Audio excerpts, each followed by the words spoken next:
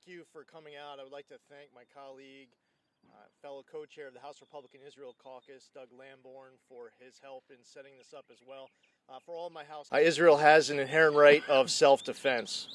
Hamas is a terrorist organization and an Iranian proxy that seeks to wipe Israel off the map.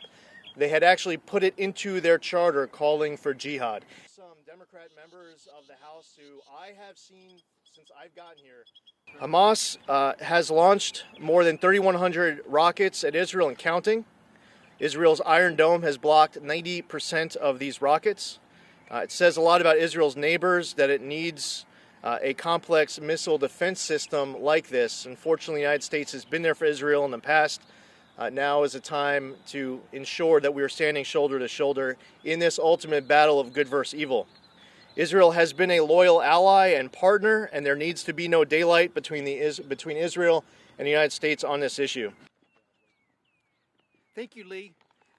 And as Israel needs our support now more than ever. Unfortunately, there are those in Congress who are wanting to defund our military support of Israel. They're wanting to condemn Israel's right to defend itself. And that is totally wrong. And we're not going to let that happen. Where you stand on this conflict, on this issue, is simple. Standing with Israel used to be pretty clear-cut in American politics. That is to say, a unanimous position. But that's not so with today's Democratic Party. Democrats, mainly the Squad and their media counterparts, can ignore Hamas and come up with all the excuses they want for why Israel should not defend itself. But if Hamas were to stand down, there wouldn't be conflict in the region.